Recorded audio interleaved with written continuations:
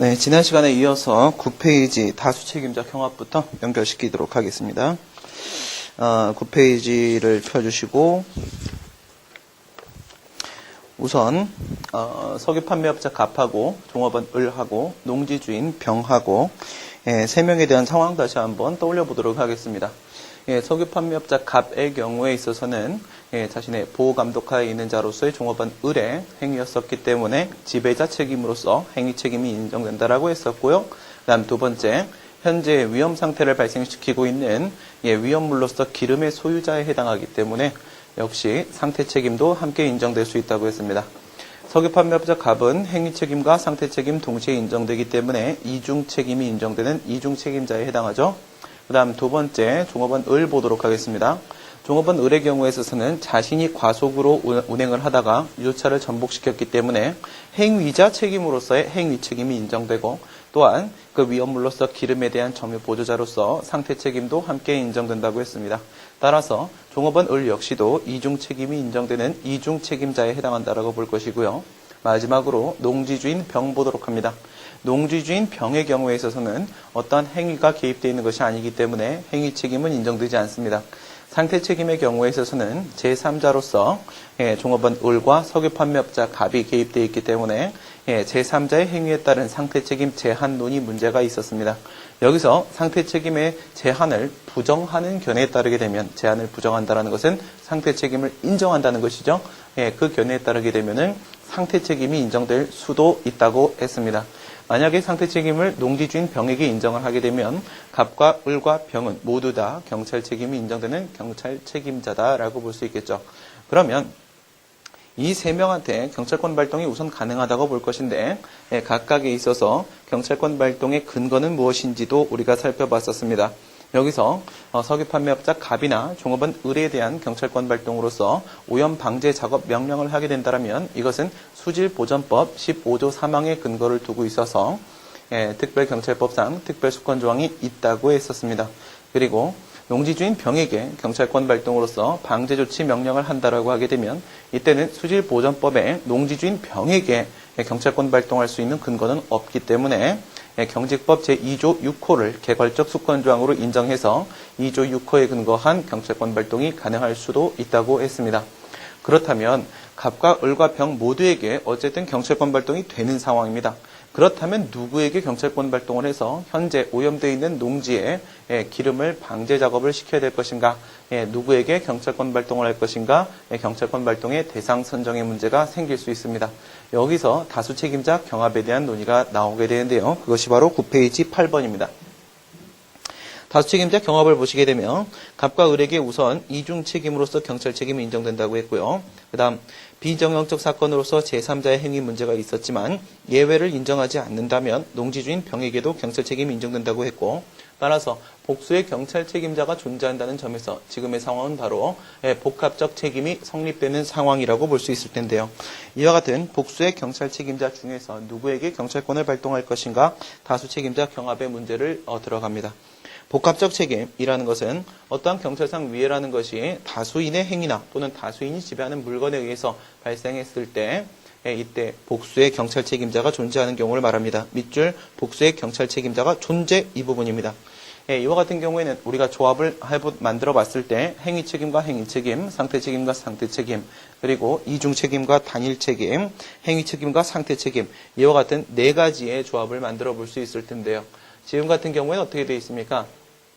이중 책임자가 2명이 있는 상태고요. 그다음 단일 책임자가 1명이 있는 상태고, 이런 상황에 있습니다. 조합은 이렇게 형성될 수 있겠네요. 이중 책임자 2명에 단일 책임자 1명, 이렇게 조합이 만들어지는 복합적 책임 상황이라고 보겠네요.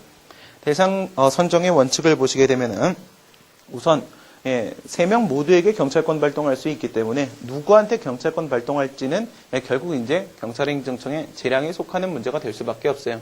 그럼 여기서 이 재량권을 행사함에 있어서 적정한 재량권 행사를 함으로써 경찰권 발동의 대상자를 선정을 한다고 한다면 어떤 기준에 의해서 재량권을 행사해야 될까요? 이것은 경찰상 위해라는 것이 과연 어떠한 성격을 갖고 있는가, 이런 문제가 생길 수 있는데요. 그게 바로 10페이지로 넘어가게 됩니다. 경찰상 위해라는 것은요, 위해가 발생한 다음에 그 상황을 되돌릴 수 없기 때문에 신속하고 효과적인 위해 제거가 그 핵심이 됩니다. 그렇다면 3명 중에서 누구한테 경찰권을 발동해야 될 것인가? 가장 신속하고 효과적인 위해 제거를 할 수 있는 사람한테 그 경찰 책임자에게 경찰권 발동을 해야 되겠네요. 그런데 이런 경우도 있을 수 있습니다. 복수의 경찰 책임자 중에서 가장 신속하고 효과적으로 위해를 제거할 수 있는 사람이 2명이 존재한다면 어떻게 될까요? 이 기준만 가지고는 해결이 되지 못할 수도 있습니다. 이런 경우에 있어서는 갑도 마찬가지고 을도 마찬가지고 만약에 갑, 을 둘을 비교한다고 했을 때 둘 다 가장 신속하고 효과적인 위해 제거가 가능한 사람들이라고 한다면 이때는 누가 더 중대한 원인을 제공했는지를 판단해 볼 수밖에 없습니다. 이게 바로 2단계 논의로 들어가는 것입니다. 그래서 가장 중대한 원인 제공자에게 경찰권 발동을 해야 되는 상황, 이 기준까지도 적용돼야 될 때가 있겠네요. 근데 지금 같은 경우에는 1단계의 기준만 적용시키면 충분히 논의가 가능하기 때문에 두 번째 경찰 비례 원칙과 관련된 가장 중대한 원인 제공자 부분은 고려치 않아도 되겠습니다. 설문 1의 해결 보시게 되면 제일 먼저 뭐부터 생각한다고 했죠? 현재 공제책의 경우에 있어서는요, 좀 이상한 얘기가 나오고 있는데요. 389페이지 사안의 검토를 보시게 되면 우선 을은 위해 발생 현장에서 도주하여 위해 제거에 적합한 자가 아니기 때문에 경찰권 발동하는 것은 적절치 않다고 되어 있는데 현재 설문에는 도주했다는 말이 없습니다. 그렇기 때문에 도주했으니까 종업원 을에게 경찰권 발동할 수 없다라는 말은 성립되지 못합니다. 그렇다면 제일 먼저 고려해야 될 것은 바로 누구일까요? 현재 경찰상 위해가 발생한 현장, 즉 농지의 위치에 있는 것은 당연히 종업원 을일 것입니다. 을이 유주차를 전복시켰기 때문에 을이 현장에 있을 가능성이 큽니다. 따라서 우선 제일 먼저 고려해야 될 것은 바로 종업원 을에 대한 경찰권 발동이 되겠습니다. 그런데 만약 이 종업원 을이 도주했다면 그 다음 단계로 넘어갑니다. 도주했다면 이제 누구를 고려해야 됩니까? 농지주인 병을 고려해야 됩니다. 농지주인 병에게 경찰권 발동을 해야 될 것입니다. 그런데 만약 농지주인 병이 현재 토지에 위치해 있지 않거나 아니면은 인접지역에 거주하고 있는 상황이 아니라고 한다면 농지주인 병을 불러서 경찰권 발동을 해서 농지의 오염을 제거하는 데는 굉장히 상당한 시간이 소요될 수밖에 없습니다. 상당한 시간이 소요되게 되면 신속하고 효과적인 위해 제거가 불가능해지겠죠. 따라서 토지에 위치해 있지 않거나 인접지역에 거주하고 있지 않다면 누가 농지주인 병이 그 다음 단계에 넘어갑니다. 그 다음 단계에서 우리가 생각해 봐야 될 것은 이제 마지막 석유 판매업자 갑이 되는 것입니다. 이제 석유 판매업자 갑에게 경찰권 발동을 해야 될 것입니다. 그런데 이 석유 판매업자 갑이 인근 지역에 그 판매업소가 업체가 있는 경우가 아니라고 한다면 갑을 불러들이는데도 또한 상당한 시간이 소요될 것입니다. 그래서 갑에게 경찰권 발동을 하는 것, 오염 방제 조치 명령을 하는 것, 이거조차 적절치 않다면 이제 그 다음에 나온 얘기가 바로 뭐가 되겠습니까?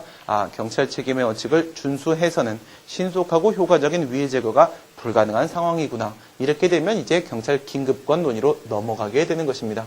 우선 3명 중에서 누구에게 경찰권 발동을 할 것인가에 대한 문제는 제일 먼저는 종업원 을, 그 다음엔 농지주인 병, 그 다음엔 석유 판매업자 갑, 이 순서대로 여러분들이 나열을 해주시면 되겠네요.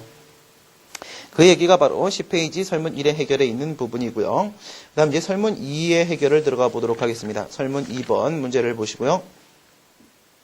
농지에 스며든 기름을 신속히 제거하기 위해서 방제 작업을 해야 하는데 그렇겠죠.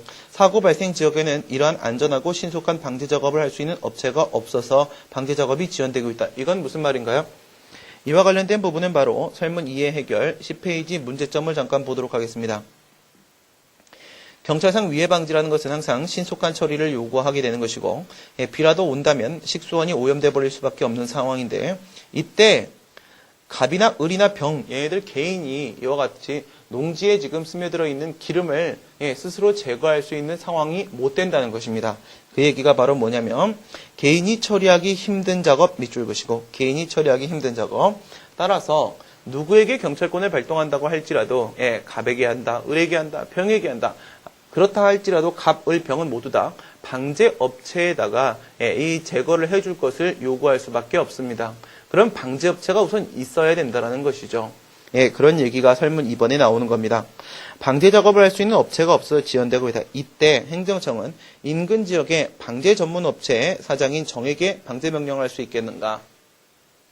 그렇다면 이제 방제 전문업자 정의 경우에 있어서는 과연 경찰 책임이 인정되는 자인가? 이걸 봐야겠죠. 정에게 경찰 책임이 인정되지 않는다면 이 정은 무엇이 되냐면 경찰 비책임자가 돼버립니다. 그럼 경찰 비책임자에게 이와 같은 방제 명령을 할 수 있겠는가? 즉 긴급권 발동에 대한 문제로 넘어가게 되는 것이죠. 다시 10페이지에 있는 문제로 돌아오시게 되면은 이렇게 해서 지연이 되고 있다라고 했습니다. 위에서부터 5번째 줄 보시게 되면 방제 전문업체 정에게 직접 방제 명령을 하고자 하는 바 밑줄 경찰 비책임자에 대한 경찰권 발동이 허용될 수 있는지 바로 이겁니다. 이게 긴급권 발동에 대한 문제가 되는 것이고요. 그 다음 긴급권 발동에 대한 논의는 우리가 앞에 사례에서도 계속해서 논의를 했었기 때문에 긴급권 발동의 정의, 그 다음 긴급권 발동의 문제 발생 상황으로서의 긴급상태 형성, 그 다음에 법적 근거 논의로서 들어가셔가지고 긴급권 발동에도 개괄적 수권조항 논의가 있다고 했고요. 이것은 경직법 2조 6호를 근거로 하는 개괄적 수권조항 논의에서의 그 1단계, 2단계 논의 있지 않습니까? 거기서 1단계 논의를 똑같이 써주시고 2단계 논의는 그냥 경직법 5조 1항 제3호로 논의해 주시면 된다고 했습니다. 결국 5조 1항 제3호를 근거로 해서 긴급권 발동의 근거를 잡아낼 수는 있어요. 그 다음 그러면 근거가 이거다라고 하게 되면 요건을 살펴보셔야 된다라고 했었습니다. 긴급권 행사 요건 보시게 되면 3가지가 있는데 우선 위에서 긴급권에 대한 문제가 발생하는 상황으로서 긴급 상태는 당연히 존재해야 됩니다. 긴급한 상황이 아니라고 한다면 그 상태가 아니면 긴급권 발동 논의가 나올 수가 없습니다. 그 다음에 위해 제거할 수 있는 기대 가능성이 있겠는가? 방제업체가 방제를 못한다라고 한다면 말도 안 되는 일이겠죠. 따라서 위해 제거 가능성은 인정됩니다. 마지막 3번째는 바로 이익 형량이죠. 이와 같은 위해 제거해야 되는 경찰상 목적과 그리고 그로 인해서 발생하게 되는 비책임자의 불이익, 양자 사이에서의 이익 형량을 요구하게 됩니다. 근데 지금 현재 여기서는 특별히 문제될 게 없습니다. 만약에 이 방제업체 정에게 방제 조치 명령을 했다. 그리고 나서 그에 따른 비용을 주면 되는 겁니다. 따라서 특별히 사익 침해가 굉장히 크다라고 볼 수는 없겠죠. 그리고 지금은요. 공익이 매우 큽니다. 만약에 이것이 식수원으로 흘러 들어간다라고 하게 되면 인근 지역에 있는 사람들은 지역 주민들 어떻게 돼요? 먹을 물이 없어져 버립니다. 따라서 공익이 매우 크기 때문에 이 형량에도 특별히 문제가 없다고 볼 것입니다. 그와 같은 내용이 바로 설문 이해 해결 부분에 있는데요. 우선 긴급 상태가 발생했는지 생각을 해보셔야 됩니다. 현재 이미 장해가 발생했고 또는 현재의 중대한 위험이 존재하고 둘 중에 하나가 성립이 돼야 되는데 현재 중대한 위험 존재합니다. 따라서 첫 번째 줄에 현재의 중대한 위험 밑줄. 그 다음에 경찰 책임자에 의해서 경찰권 발동이 가능합니까? 경찰 책임자에 의해서 경찰상 위해 제거가 가능한 상황입니까? 그게 안 된다는 얘기가 바로 설문 2에 있는 단서입니다. 따라서 갑, 을, 병과 같은 경찰 책임자가 현재의 경찰상 위해를 제거할 수 없다 이거예요. 그럼 남아있는 게 하나 있긴 있죠. 뭐가 남아있습니까? 경찰기관, 국가기관의 고유한 수단을 사용해서 위해를 제거할 수 있겠는가라는 문제가 있습니다. 그런데 우선 이제 없다고 본다면 이거예요. 경찰기관 역시도 이와 같은 위해를 제거할 수 없다고 본다면 긴급권 발동은 가능할 수 있어요. 그런데 거기 다만 한번 보세요. 다만 긴급권 발동이 허용될 수 있다고 볼 것이다. 그런데 다만 만약에 경찰기관이 오염방제 작업에 대한 전문 지식을 갖추고 있어서 자신의 고유한 수단에 의해서 위해 제거가 가능하다면 첫 번째 요건이 깨집니다. 긴급 상태가 성립이 안 돼버리죠. 따라서 이렇게 되면 긴급권 발동이 불가능할 수도 있다 이겁니다. 그죠? 이런 상황까지도 우리가 한번 고려를 해봤습니다. 그 다음 이제 설문 3번을 보도록 합니다. 설문 3번. 설문 3번 문제 보시고요. 위 사건이 있은 후에 갑은 석유 판매업을 그만둘 생각으로 업소를 무에게 양도를 하였습니다. 지금 석유 판매업자가 갑이었었습니다. 석유 판매업자가 갑이었는데 여기서 양도인이 이렇게 있어요. 양도인이 바로 피승계인이죠. 피승계인이 있는데 이 양도인이 누구냐면 바로 갑입니다. 석유 판매업자 갑이 되고 그리고 나서 이렇게 양수인이 있습니다. 양수인이 누가 되냐면 양수인이 무, 그죠? 무가 되고 있습니다. 무. 여기서 양수인이 이렇게 있습니다. 양수인이 이렇게 있고 양수인이 바로 승계인이 되는 것이고 승계인이 이렇게 되는 것이고 무가 이렇게 있습니다. 무가 이렇게 있어요. 이렇게 해서 영업 양도가 이루어졌다 이거예요. 한편 갑은 양도하기 전에 석유사업법 29조의 유사석유 제품을 판매했다라고 되어 있습니다. 유사석유 제품 판매라는 얘가 법 위반 사실이 인정이 됩니다. 얘가 무슨 일이 있었느냐면 유사석유 제품 판매 유사 석유 제품을 판매하는 법 위반 사실이 있습니다. 법 위반 사실은 바로 석유사업법 29조 위반이었었고요. 이게 바로 뭐가 되는 거예요? 이게 바로 제재 사유가 되는 겁니다. 그렇죠? 얘들이 바로 제재 사유가 된다. 제재 처분 사유. 제재 처분 사유가 되고 이것이 이제 우리가 얘기하는 추상적 경찰 책임이 됩니다. 추상적 경찰 책임. 이렇게 되겠죠. 그 다음 상황에서 공무원에게 적발됐는데 2번의 영업정지 처분을 받은 바 있고 그 다음에 사업을 재개한, 밑줄 그세요. 사업을 재개한 상태. 만약에 2번의 영업정지 처분을 받았는데 아직까지 재개하지 않은 상황이라고 한다면 2번째 영업정지 처분의 구체적 경찰 책임의 승계 문제로 넘어갈 수 있어요. 그렇죠? 무슨 상황인지 아시겠습니까? 이렇게 한번 보세요. 얘가 지금 첫 번째가 있었고 첫 번째 1회 영업정지가 있었어요. 영업정지가 이렇게 있었는데 지금 여기서 이 영업정지 기간이 경고가 됐고 종료가 돼서 결국 사업을 재개했겠죠. 사업 재개를 했는데 2회째 다시 영업정지가 나왔다고 합니다. 두 번째 영업정지가 이렇게 나왔어요. 이렇게 영업정지가 나온 상태에서 만약에 이 영업정지에 있어서 사업 재개가 됐냐 안 됐냐, 그 다음 상황에서 사업 재개를 했느냐 안 했느냐. 사업 재개를 했다 안 했다라는 것은 뭘 말하는 거예요? 이 2번째 영업정지 처분의 정지기간이 지금 만료됐느냐 안 됐느냐, 이런 문제겠죠. 그래서 사업을 이미 재개했다라고 한다면 그 다음 상황의 문제는 바로 제재 사유 승계 문제로 넘어갈 수 있습니다. 제재 사유 승계 문제로 가겠죠. 하지만 그것이 아니라 아직까지 2번째 영업정지 처분에 따른 정지기간이 종료가 안 됐고 사업 재개를 하지 않은 상태다. 즉 여기서 만약에 6개월 영업정지를 받았는데 현재 3개월밖에 지나지 않은 상황에서 영업 양도가 이루어졌다라고 생각을 하시게 되면 남아있는 3개월이 있죠. 따라서 구체적 처분으로서 이 2번째 영업정지 처분이 있는 것이고 이 구체적 처분에 의한 법적 효과로서 남아있는 3개월 동안 이 양수인 역시도 3개월 동안 영업을 못하는 것인가, 이런 문제로 넘어갈 수가 있어요. 이게 바로 뭐냐면 아직까지 재개하지 않은 상태면 이것은 제재처분 사유 승계에 대한 문제가 아니라 제재처분 효과 승계에 대한 문제로 이렇게 들어가게 됩니다. 이렇게 들어가게 되고 이것은 이제 추상적 경찰 책임에 대한 문제가 되는 것이고 이것은 바로 구체적 경찰 책임의 승계의 문제가 되는 것이고 이렇게 된다 이거예요. 근데 현재 설문에서 뭐라고 했냐면 단서가 사업을 재개한 상태라고 했습니다. 사업을 재개한 상태 문제가 됐기 때문에 제재처분 사유 승계에 대한 문제로서 논의하면 되겠구나. 이걸 여러분들이 생각을 해주셔야 돼요. 여기 같은 경우에는 우리가 논의를 어떻게 들어가고 이건 어떻게 들어갑니까? 이거는 원칙적으로 승계가 가능하고 원칙적으로는 승계가 가능하고 그다음 예외적으로 승계가 불가능한 경우가 있을 수 있다. 예외적으로 승계가 불가능한 경우가 있을 수 있는데 이것은 바로 선의의 양수인 보호에 대한 문제가 생긴다. 경찰 비례 원칙 얘기하는 거죠. 선의의 양수인 보호 문제가 생겼을 때 상황이다. 제재처분 효과 승계, 구체적 경찰 책임의 승계 문제의 경우에 있어서는 여기서는 이제 이런 식으로 논의를 하죠. 행위 책임의 경우에 있어서는 이제 승계가 불가능하게 되고 그것이 아니라 만약에 상태 책임에 대한 문제라고 한다면 이때는 승계가 가능할 수 있다. 이런 식의 논의를 하게 됩니다. 제가 지금 말씀드린 제재 사유 승계에 대한 문제하고 제재 효과 승계에 대한 문제하고 여러분들은 이렇게만 생각을 해주시면 됩니다. 왜냐하면 제가 전 시간에도 말씀드렸던 것처럼 경찰 책임의 승계라는 것은 실제로는 굉장히 복잡한 문제라고 했어요.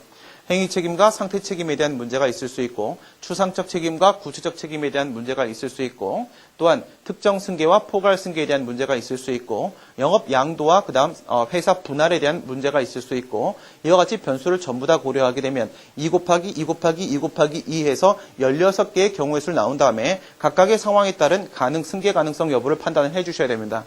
그런데 결론은 뭐냐면 우리 시험에서 그렇게 나오지 않는다는 겁니다. 아시겠죠? 어떤 시험도 그렇게 나오지 않습니다. 왜 그러냐면요. 교수님 교과서에서도 이거 이상을 설명하고 있지 않기 때문에 그 이상의 상황을 문제로 출제할 수가 없습니다. 예, 지금 제가 말씀드린 것은요, 예, 경찰법을 전문적으로 연구하시는 분들 논문에 나온 얘기를 하는 거예요. 그래서 여러분들이 거기까지 생각할 필요 없어요. 무조건 이거다라고 생각하시면 됩니다. 논의는 항상 이런 식으로 이루어지게 된다. 이렇게밖에 출제를 못하기 때문에 그래요. 이거 이상 출제를 하게 되면 아무도 못 풀기 때문에 그 시험 자체가 변별력이 없어질 수밖에 없습니다.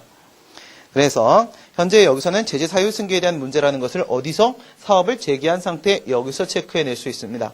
다시 유사 석유 제품을 판매하다가 또 적발됐다 이거죠. 이게 뭐야? 다시입니다. 다시 이거예요.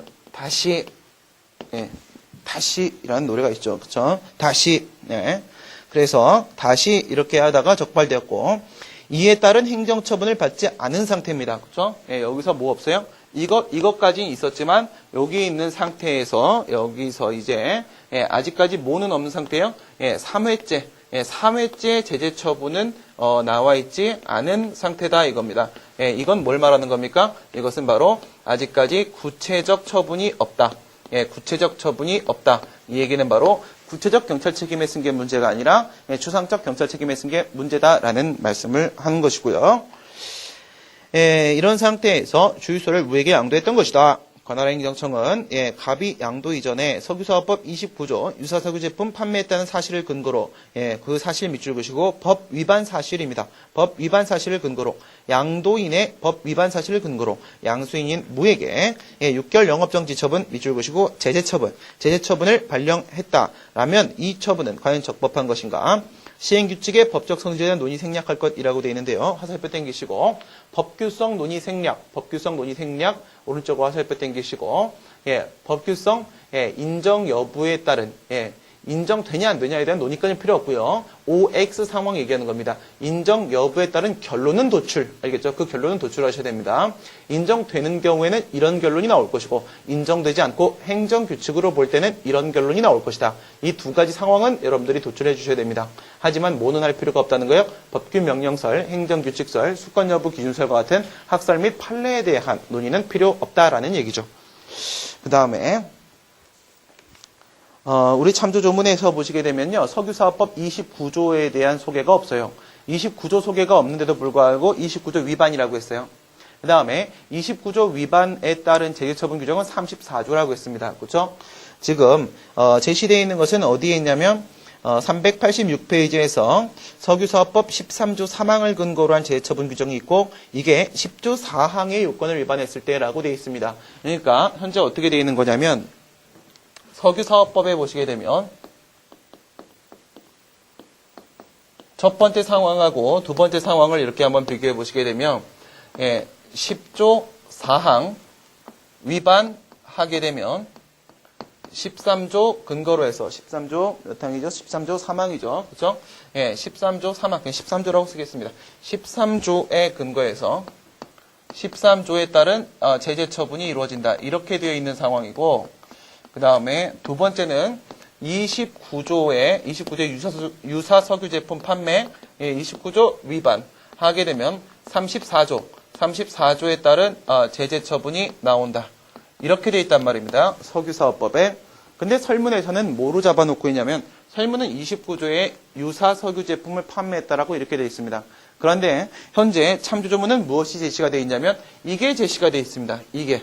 그렇죠? 이걸 사용할 수 있는 상황이 못 된다. 설문에 따르게 되면 29조 위반이니까 34조에 따른 제재처분에 대한 문제로서 여러분들이 논의를 해주셔야 됩니다. 문제가 현재 출제 오류 상황입니다. 그래서 우리 12페이지에 있는 답안을 같이 보도록 합니다. 12페이지 밑에 각주를 보시게 되면 각주에서 29조 보시고요. 누구든지 위에는 이제 10조 4항하고요. 10조 4항 보시면 뭐라고 되어 있어요? 10조 사항에 따르게 되면은 취급 석유 제품이 아닌 것을 판매했을 때라고 되어 있습니다. 그렇게 되면은 13조 3항에 따라서 제재 처분이 들어오게 되는데 영업장 폐쇄 6개월 이내의 기간을 정해서 영업 정지 이런 식으로 되어 있어요. 등록 취소 그렇죠? 그러니까 10조 4항하고 13조 3항하고 이렇게 연결되어 있는 거고 29조하고 34조하고 이렇게 연결되어 있는 건데 지금 상황은 29조란 말이죠. 그러니까 29조 보시게 되면 누구든지 다음 각호의 유사 석유 제품 제조 등의 행위를 해서는 아니 된다라고 되어 있으면서 다음 각호가 있습니다. 각호에서 제1호를 보시게 되면 유사 석유 제품을 판매하는 행위를 해서는 안 된다. 이렇게 되어 있어요. 근데 유사 석유 제품을 지금 설문에서 판매를 했단 말이죠. 그래서 34조를 보시게 되면 34조에서 다음 각호 어느 하나에 해당하게 되면 석유 대체 연료소 판매업의 등록 취소 6개월 이내 범위에서 영업정지 이렇게 되어 있습니다. 그런데 제1호를 보니까 29조 1항 제1호 방금 봤던 유사 석유 제품 판매 행위죠. 위반해서 유사 석유 제품을 판매한 경우에는 바로 위에 있는 제재 처분한다라고 되어 있고 현재 설문에 따르게 되면 6개월 영업정지라고 되어 있어요. 6개월 영업정지. 그러니까 이건 뭐예요? 34조에 근거한 6개월 영업정지였다라고 볼 수 있겠죠. 그래서 12페이지 맨 위로 올라가게 되면 6개월 영업정지라는 제재 처분이 나왔습니다. 경찰 행정작용인 것인가? 유사 석유 제품을 판매했기 때문에 밑줄. 석유 제품의 적정한 품질의 확보 이겁니다. 따라서 경찰 작용이 맞다. 그 다음 두 번째 하명인가? 6개월 영업정지 처분이 나오게 되면요. 이에 따라서 6개월의 기간 동안은 뭐 할 수 없어요? 영업을 할 수 없는 부작위 의무가 부과됩니다. 따라서 부작위 하명, 경찰 하명입니다. 그 다음에 경찰 처분인가? 명령적 행정이니까 당연히 그 처분성 인정되고요. 그 다음에 34조. 34조에 보시게 되면 정지를 명할 수 있다라고 해서 가능 규정을 두고 있습니다. 따라서 이것은 경찰 재량행위다. 여기까지 보실 수 있겠네요. 그래서 제재 처분이라는 것이 지금 현재 처분성 인정되는 제재 처분이 맞다. 맞다. 여기까지 봤고요. 6개월 영업정지 처분의 위법성 이것을 지금 묻고 있으니까 이에 대해서 한번 살펴보시게 되면은 현재 양수인 무에게 뭐가 나왔어요? 제재 처분이 나왔습니다. 제재 처분이 나왔어요. 6개월 영업정지라는 제재 처분이 이렇게 나왔습니다. 나왔고 이렇게 봤을 때 첫 번째 주체 절차 형식 이렇게 들어가 보세요. 주체 절차 형식상 하자는 특별히 없습니다. 패스. 그다음 이제 내용상 하자 들어갑니다. 내용상 하자 들어가서 제재 처분은 당연히 침익적 행정작용이기 때문에 법률유보원칙에 적용을 받고 법적 근거가 있어야 되겠죠. 그런데 법적 근거 있습니까? 법률유보. 법률유보 들어가 보시게 되면 법률유보 부분에서 지금 34조의 근거 있습니다. 34조의 근거 있으니까 여기도 위법성 없습니다. 그 다음에 마지막으로 법률 우위원칙 들어가도록 합니다.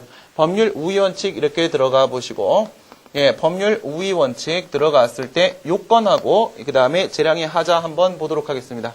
요건 부분하고 재량의 하자 부분을 보시게 되면 여기 조심하셔야 됩니다. 법률 우위 원칙에서 이 성문법상 요건 위반이 발생했는가 또는 경찰 재량행위라고 했죠. 재량의 하자가 발생했는가 두 가지 측면 보셔야 됩니다. 여기서 첫 번째 요건 그 다음에 두 번째 재량의 하자. 재량의 하자는 행정법의 일반 원칙이나 경찰법상 일반 원칙과 같은 행정법의 불문법원 위반에 따른 재량권의 일탈 남용 문제겠죠. 근데 요건에서 뭐라고 돼 있었습니까? 유사 석유 제품 판매하는 행위를 하면 재처분한다라고 돼 있습니다. 이때 말이에요.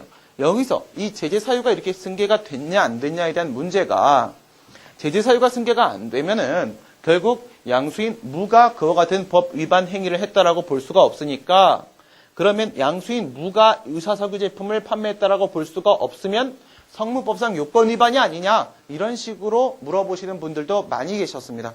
그런데 그렇게 보는 게 아니에요. 왜 그렇게 보는 게 아니냐면 만약에 영업자가 유사석유 제품을 판매해서는 안 된다.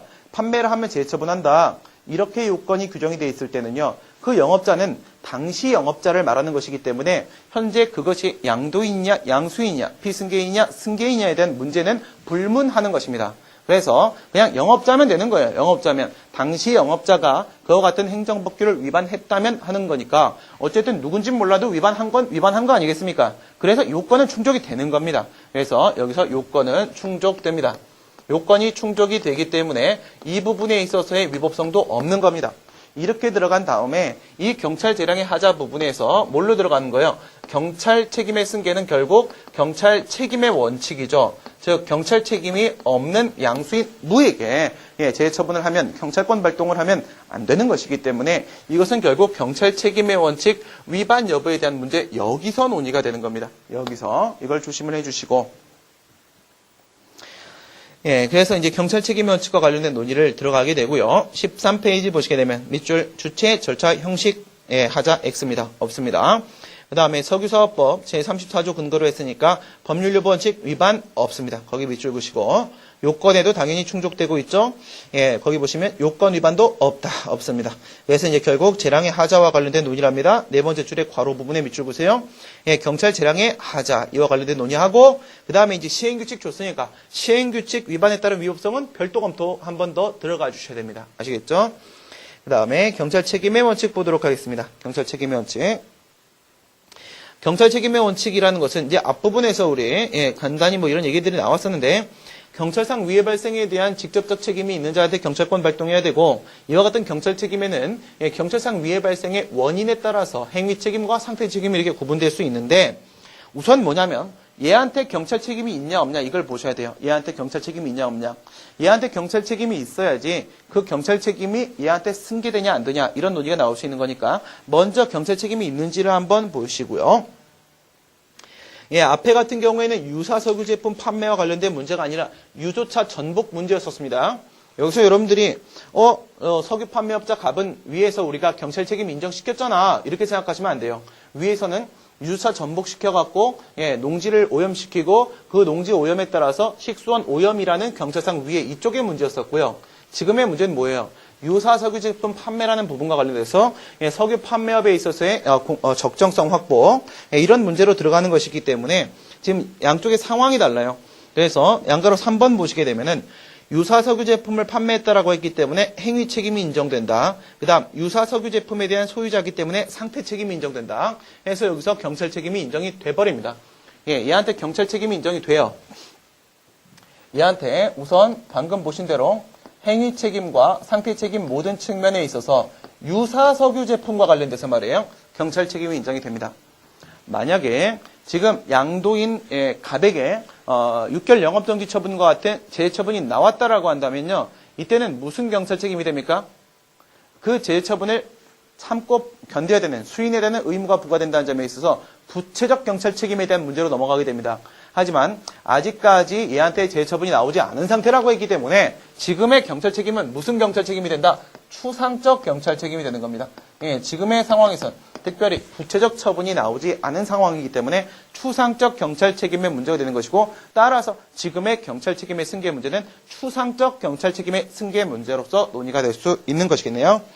밑으로 내려가시게 되면 경찰 책임의 승계 여기서 공법상의 권리 의무 승계가 이루어지는 경우 영업자의 지위 승계가 이루어진다.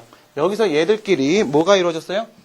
영업 양도가 이루어졌습니다. 영업 양도가 이렇게 이루어졌단 말이죠. 영업 양도가 이루어졌는데 여기서 우리가 생각해 볼 수 있는 것은요. 사법 관계에 있어서의 문제 하나하고 그 다음 두 번째 공법 관계에 있어서의 문제 하나하고 이렇게 볼 수가 있습니다. 사법 관계에 있어서 이 영업 재산에 대한 소유권 이전에 대한 문제는 아무 문제가 없어요. 이 부분에서 논의되는 것은 바로 지위 승계입니다. 영업자로서의 지위 승계, 지위 승계가 가능하겠는가 이런 문제가 논의가 될 수가 있겠죠. 여기서 공법상의 권리 의무 승계가 이루어지는 경우라고 했는데 이게 바로 이 부분 얘기하는 거예요. 공법상에 있어서의 권리 의무 승계가 이루어지는 경우 이루어진다라고 지금 전제를 깔고 있는 거예요. 전제를 깔고 있는데 그 이상의 논의를 지금 제가 안 들어가고 있습니다. 여기서 추상적 경찰 책임의 승계 논의를 하기 전에 전 단계에서 사실 어떤 논의가 있는가 이 부분과 관련된 이게 선결 문제로 등장할 수도 있어요. 그래서 선결 문제 이게 구성 요건적 효력 얘기하는 게 아닙니다. 무슨 말씀이냐면 양도 양수 가능성에 대한 논의로 들어갈 수도 있는데 경찰행정법에서 여러분들한테 그런 질문이 나올 가능성은 크게 없습니다. 왜 그러냐면 지금 이와 같은 석유 판매업이라는 거 고등법원에 따르게 되면 이것은 혼합적 허가로 보게 되고 대법원에 따르게 되면 이것을 대물적 허가로 보게 되는데 대물적 허가라고 한다면 이와 같은 양도양수는 당연히 허용될 수 있는 것이지만 혼합적 허가라고 한다면 그 허가에서 무엇이요?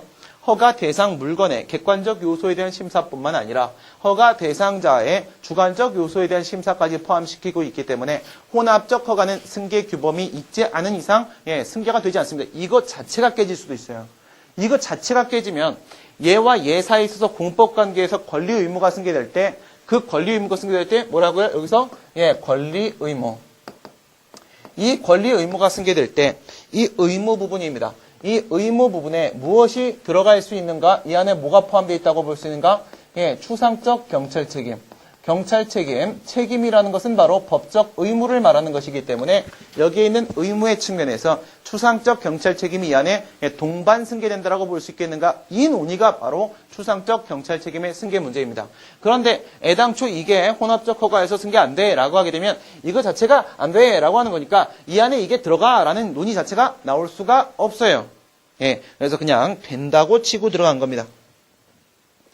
원래의 경찰 책임자로서 비승계인의 경찰 의무, 경찰 책임의 승계인 현재 무에게 승계될 수 있는지 문제가 된다.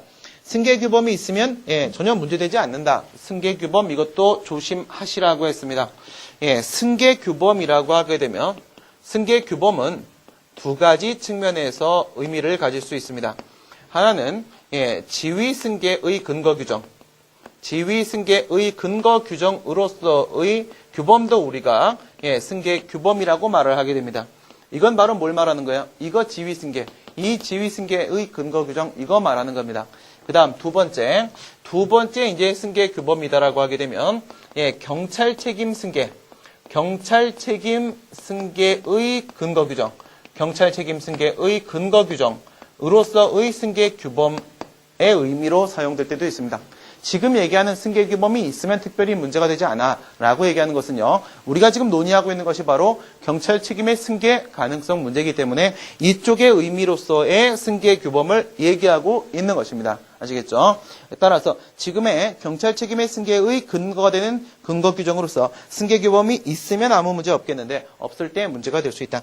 그 다음 사안의 경우 보시게 되면 앞에 우리가 설문을 볼 때 이런 얘기를 했습니다. 사업을 재개한 상태 밑줄. 사업을 재개하지 않았다라고 한다면 구체적 경찰 책임 승계 문제가 나오겠지만 사업을 재개했다라고 했기 때문에 구체적 경찰 책임 승계 문제가 아니라 추상적 경찰 책임 승계 가능성이죠. 13페이지 맨 밑에 추상적 경찰 책임의 승계 가능성 이쪽의 문제로 넘어오게 됩니다. 14페이지 가시게 되면 경찰 책임의 승계라는 것은 양도양수가 있거나 아니면 상속이 있거나 이런 경우에 있어서 즉 공법상의 권리 의무가 승계되는 경우에 있어서 추상적 구체적 경찰 책임의 승계 논의로서 이루어지게 되는데 추상적 경찰 책임의 승계 이게 만약에 인정이 되면 뭐가 가능해집니까? 얘의 잘못을 얘의 법 위반 사실을 근거로 얘한테 제재 처분을 할 수 있게 돼요. 그래서 이게 허용되게 되면요. 뭐가 가능해져요? 양수인에 대한 제재 처분을 할 수 있게 됩니다. 제재 처분을.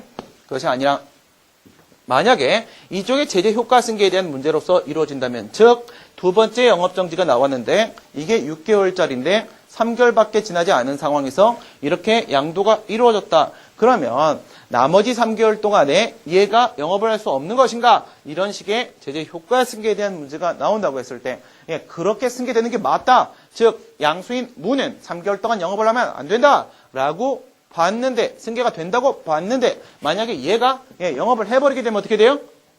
그럼 그에 따른 강제 집행으로 들어가야 됩니다. 그렇죠? 그래서 이쪽은 승계가 되면 제재 처분을 할 수 있다가 아니라 양수인한테 뭘 할 수 있다? 강제 집행을 할 수 있다라는 효과로 이렇게 연결이 되는 상황입니다. 지금의 논의는 바로 이거죠. 얘한테 제재 처분을 해도 될까? 이걸 해도 될까? 이런 문제가 나오는 거죠.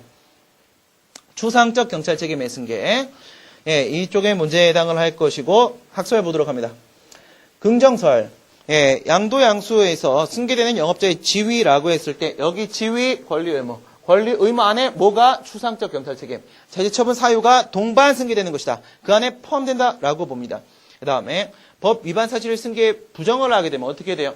이게 지금 얘한테 승계가 안 돼. 그러면 어떻게 돼? 얘가 법을 위반한 다음에 아이코 걸렸네, 적발됐네. 그러면 얘한테 양도시켜버리고 그러면 아무도 응징할 수가 없어. 그러면 얘가 또 하다 또 법을 위반해. 법을 위반했는데 또 적발됐네.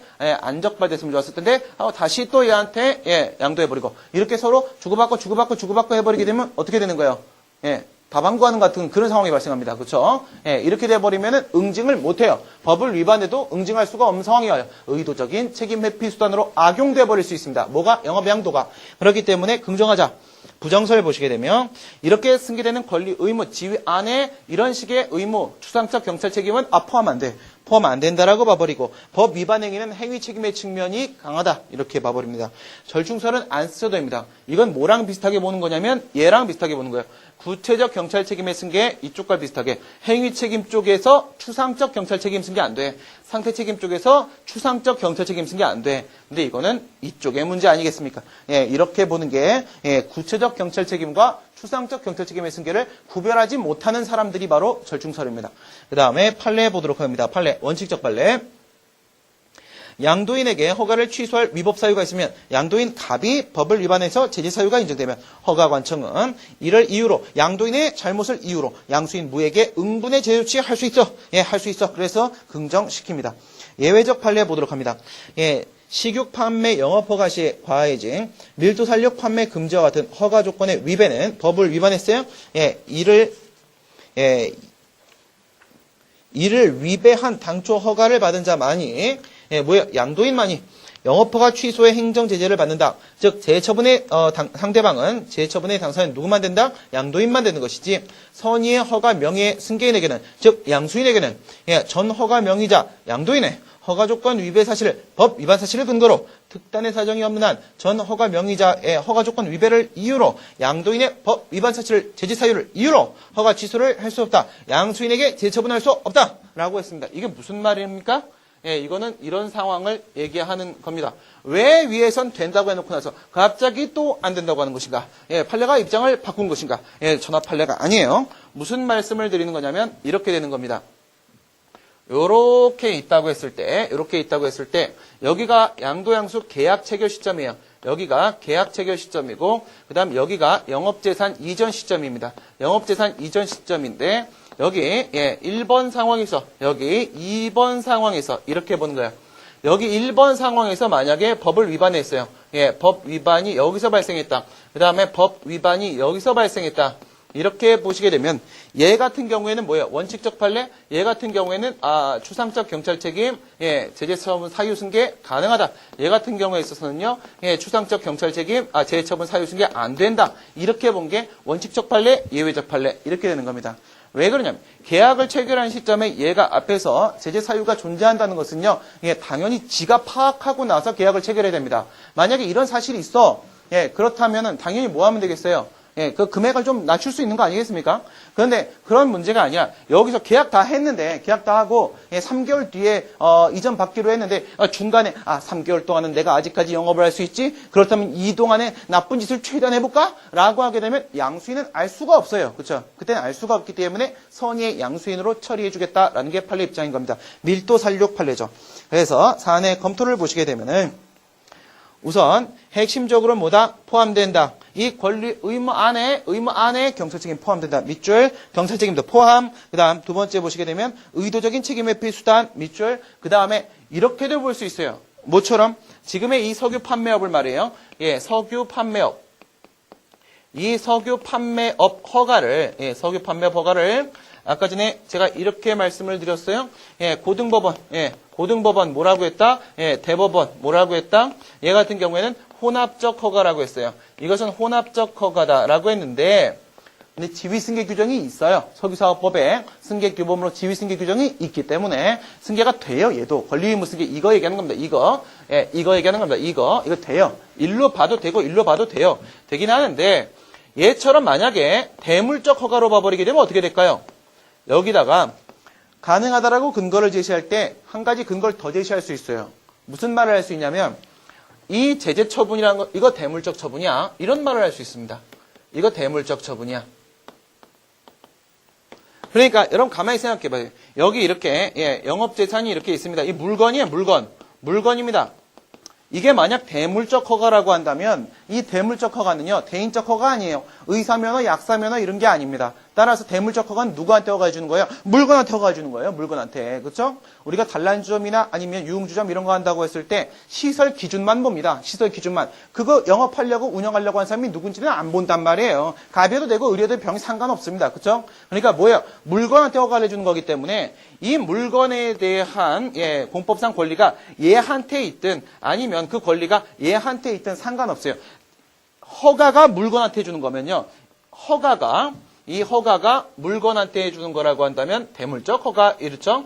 예, 허가가 물건한테 해주는 거라고 한다면 여기에 대해서 뭐 하는 거? 제재 처분하는 거. 예, 제재 처분하는 것도 역시 뭐예요? 제재 처분하는 것도 역시 이거 대물적 처분이다 이겁니다. 이것도 역시 대물적 처분일 수밖에 없다.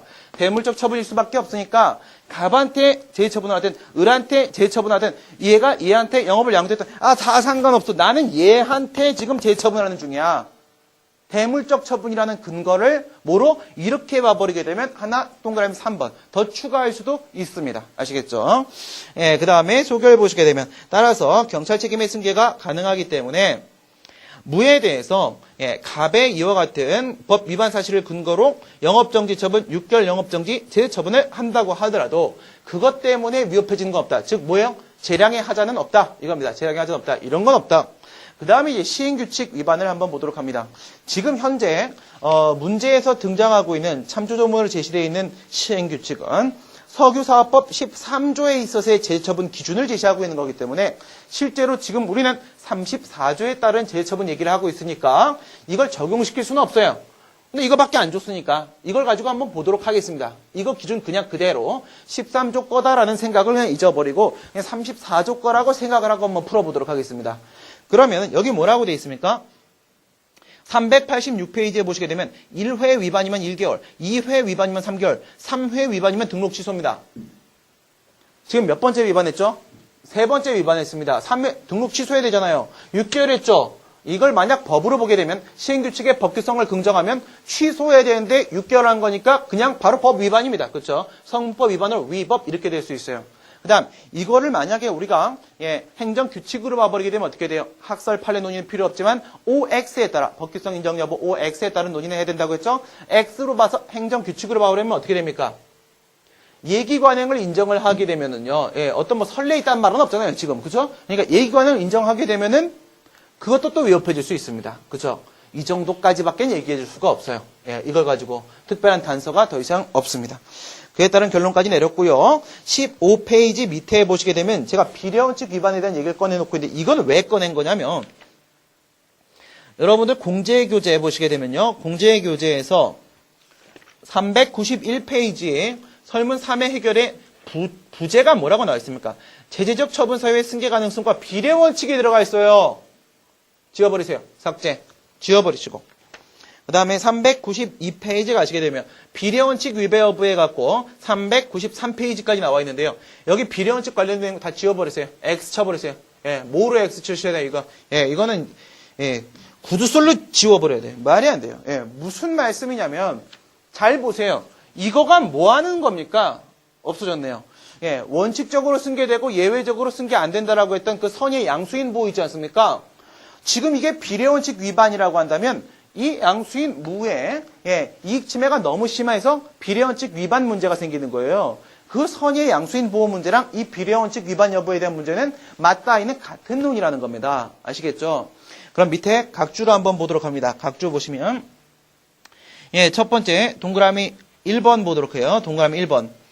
3회나 위반했다. 그러니까 승계가 가능하다라고 우리가 봤죠. 앞에서 이게 만약 승계가 된다라고 하게 되면요. 얘가 1회 위반한 거, 2회 위반한 거 지금 세 번째 위반한 3회 위반뿐만 아니라 1회 위반, 2회 위반도 얘가 한 겁니다. 얘가.